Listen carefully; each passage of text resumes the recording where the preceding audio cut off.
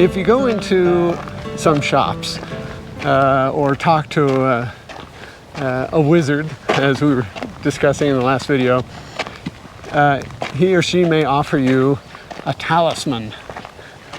What's a Taoist talisman and how does it work? Well, essentially you're binding energy into a symbol structure, and it's highly dependent on the individual that's creating it for you. You're always going to have like the McDonald's equivalent, or let's say Mikel Talisman, so we don't get into trouble, of that type of work. And of course then you will have the opposite of that, which will be the Michelin rated chef that's creating the same meal, but for some reason one meal is better than the other. I don't know what that reason could possibly be. And other than the years of dedication, talent, underlying accumulated power for the Daoist, stuff like that. So, where were we going with this? Talisman, like a slip of paper or an amulet or something? It can be any one of those. You have energy that has to essentially be held by a symbol on a substrate. And so elements of that have been known across culture for thousands of years. So those are like your basic parts. And you mean different cultures have similar things? Yeah, they have similar things. And the degree to which it works depends on the relationship among those three items. And well, if you want to, I mean, what are you looking for? The underlying mechanics within? Yeah, I mean, how do you bind a wish or a thought or a protective element to a substrate, as you said? Well, let me start off by saying you don't.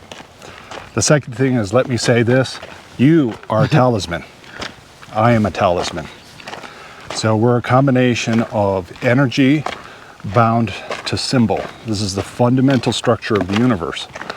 So when we have a talisman, as you're referring to it, which is an external object, what you have is a talisman producing a talisman.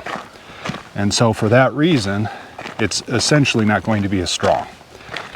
There are ways around that. Oh, it's like second generation. Right. It's a copy of the original. Okay.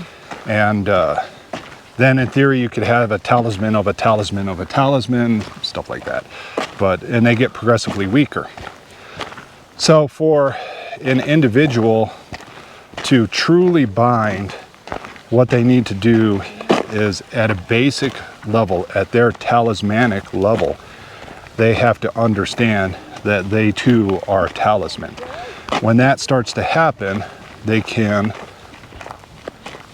basically create a better thing, because they understand that the thing that they are creating is essentially the same thing that they are, only less powerful. And well, that's the driving compulsion behind it. Now, if you want more specifics, you're going to have to ask specific questions. Okay. Well, that's a good introduction. Let's contemplate that.